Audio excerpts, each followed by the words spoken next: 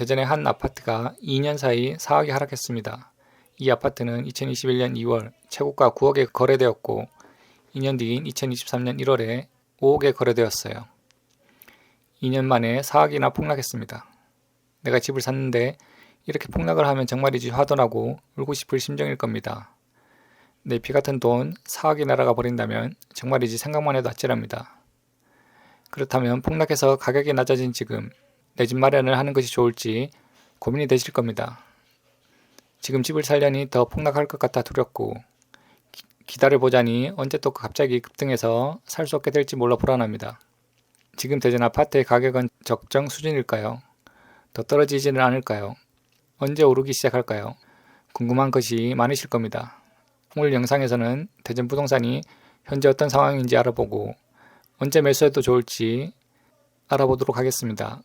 그리고 대전에서 아파트를 매수한다면 어느 지역에 관심을 두고 지켜봐야 좋을지도 같이 알아보도록 할게요. 여러분의 내 집 마련과 투자에 조금이라도 도움이 되었으면 좋겠습니다. 대전은 서울, 부산, 인천, 대구 다음으로 인구가 많은 광역시입니다. 대전 다음으로는 광주, 울산이 있죠. 대전은 우리나라 중간에 위치해 있고 철도와 고속도로가 잘 연결되어 있어 전국 어디로든 편리하게 갈 수 있어요. KTX를 타면 서울까지 1시간이면 갈 수 있고요. 그럼 대전 부동산의 현재 상황을 먼저 살펴볼게요. 대전 전체로 봤을 때 2021년 고점을 찍고 2023년까지 급격히 폭락했다가 최근에 조금 상승해서 회복하고 있네요. 대전의 대장 아파트인 둔산동의 크로바 아파트를 살펴볼게요.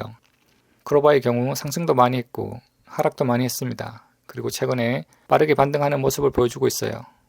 보통 대장 아파트가 가장 먼저 시세가 오릅니다. 대장 아파트가 오르고 나면 그 뒤를 따라서 다른 아파트들도 오르는 것이죠. 대전의 미분양 아파트가 얼마나 많은지도 함께 볼게요. 대전의 미분양 아파트는 2023년 3,200가구 이상 쌓였다가 많이 줄어들었어요. 그리고 최근에 다시 미분양이 조금씩 증가한 모습을 보여주고 있어요. 아파트 시세가 떨어질 것 같으니 아파트를 사려고 하는 사람이 없어 미분양이 나는 것이죠. 아파트 시세는 입주 물량에 영향을 많이 받습니다. 기본적으로 입주 물량이 많으면 시세가 내려가고 입주 물량이 적으면 시세가 올라가요.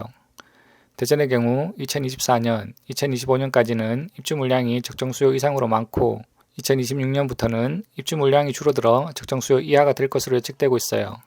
그래서 2025년까지는 급격한 급등이나 급락 없이 현재 수준을 유지할 가능성이 큽니다. 2026년에 입주 물량이 적어 2025년 중반이나 말부터 상승할 가능성이 커질 수 있어요.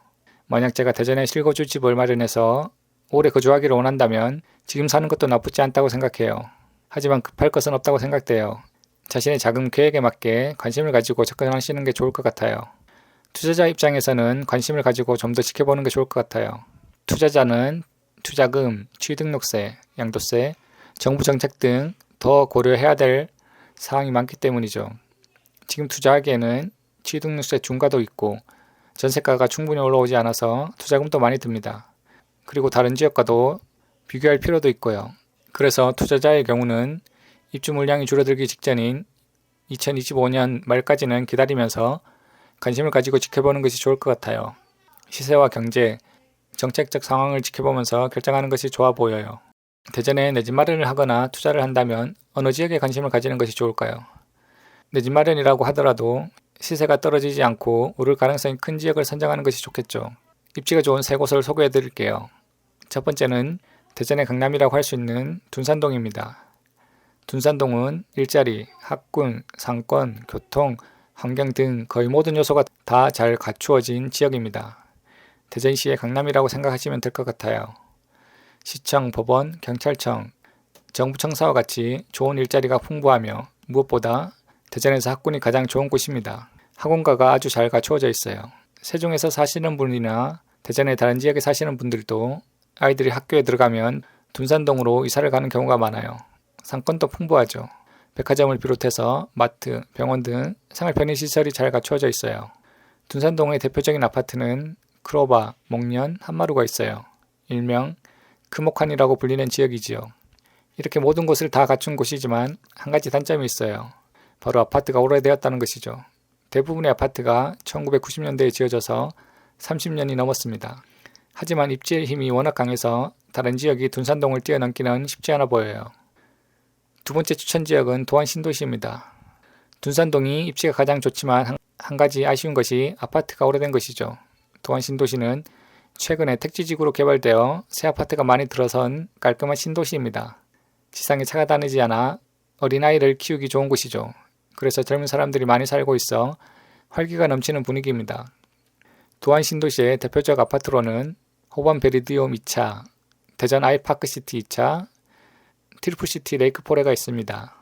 또한 신도시는 개발이 계속되면서 새 아파트, 상가, 학원, 그리고 갑천 호수공원이 들어서고 있어요. 한 가지 단점은 좋은 학군이 아직 형성되지 않았다는 것입니다.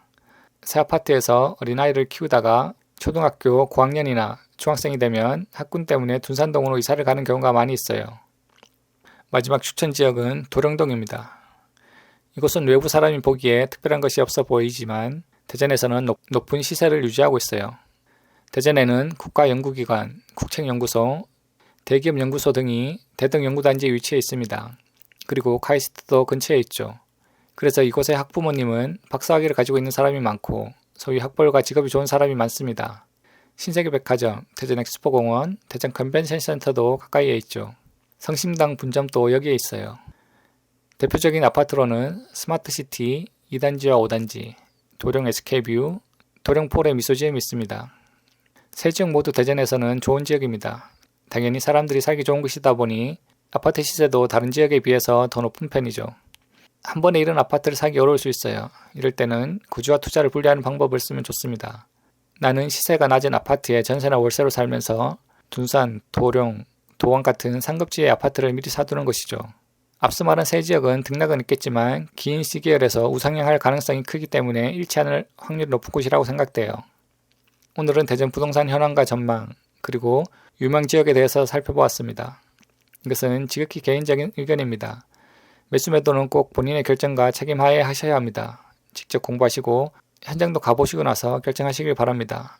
제 의견은 참고용으로만 봐주시고요. 끝까지 시청해 주셔서 감사합니다.